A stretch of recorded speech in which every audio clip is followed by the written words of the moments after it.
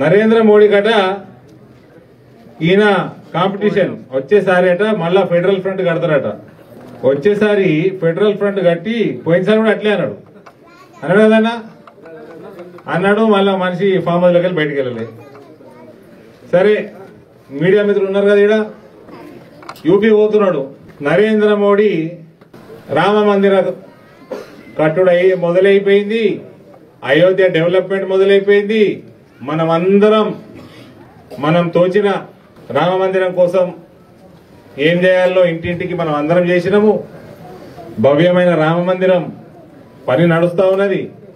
కాశీలా బ్రహ్మాండమైన కారిడోర్ ఏర్పాటైంది. ఇవన్నీ ఎందుకోసం?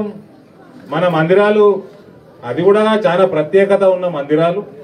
రామ జన్మభూమి అనండి, కాశీ, అక్కడ వారణాసిల మథుర అనండి, మథురాల కృష్ణ జన్మభూమి. ఈ మూడు కూడా అప్పుడు ఔరంగజేబు అనేటోడు కూలగొట్టిండు, లేదా వాటి మీద మళ్ళా మస్జిదులు కట్టిండు. కాబట్టి హిస్టరీ రిపీట్స్ అన్నట్టు మన కరసేవకులు చేయాల్సిన పని చేసిండ్రు, నరేంద్ర మోడీ చేయాల్సిన పని నరేంద్ర మోడీ చేసిండ్రు. కాశీలా ఓళ్ళకి ఇబ్బంది కాకుండా చేయాల్సిన పని చేసేసిండు. ఆడ ఔరంగజేబు గారిని కనబడకుండా చేసేసిండు. ఇక మిగిలింది మథుర. ఇక మన బాతాల పోషెట్టి ఎంత దూరం పోతుండు, ఎట్లా పోతున్నాడు. ఆ మిగిలిన మథుర పని మీరు చేసుకురండి. ఇవ్వండి చూడండి, మథుర నేను మొన్న పోయినా, 15 రోజుల కింద పోయినా. చిన్నప్పుడు 1987లో మా నాయన అమ్మ అందరం కలిసిపోతే అప్పుడు జైల్లోకి పోయినా.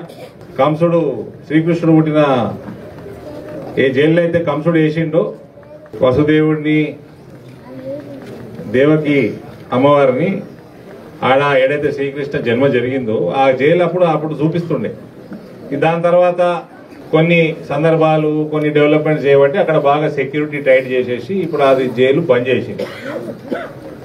ఇది ఇది ఇది ఈ మస్జిద్ చూస్తున్నారు కదా, ఈ మస్జిద్ బిల్కుల్ ఆ జైలు మీద కట్టిందండి. శ్రీకృష్ణ జన్మస్థానం మీద బిల్కుల్ జన్మస్థానం, జైలు అవన్నీ కింద ఉంటే కరెక్ట్ దాని ఫౌండేషన్ మీదనే పైన ఇంకా పెద్ద ఫౌండేషన్ వేసుకుని ఎత్తు మీద ఇది కట్టిండు. వాడు ఔరంగజేబు కట్టిండు. మనం పక్కకి మందిరం కట్టుకున్నాం. సో ఈ ప్రాంగణంలో ఫోన్లు కూడా అలవ్ లేదు. నేను ఎంపీని జర అలవ్ చేయని, జర ఒక ఫోటో తీసుకోవాలన్నా కూడా బాగా స్ట్రిక్ట్, అలవ్ చేయలేదు. కాబట్టి మీకు ఫోటోలు చూపిస్తా ఉన్నా. ఇవ్వండి, మన మందిరము పక్కకి మస్జిద్, మస్జిద్ కింద జైలు, అస్సలైన కృష్ణ జన్మస్థానం. ఇక పోయినావు అంత దూరం పోయినావు, భయంకరమైన హిందువు నువ్వు.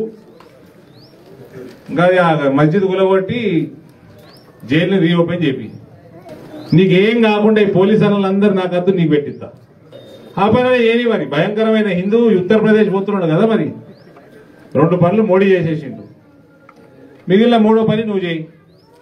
దాని గురించి ఒక్క స్పీచ్లన్నా మాట్లాడితే, కేసీఆర్ అనేటోడు ఉత్తరప్రదేశ్ లో మథుర కృష్ణ జన్మభూమి మీద కట్టిన మస్జిద్ గురించి మాట్లాడితే నేను కేసీఆర్ ముక్కు కోసేస్తాను మస్తాలన్నా, ఆయన కోసుడు కాదు, నాది నేను కోసుకుంటా.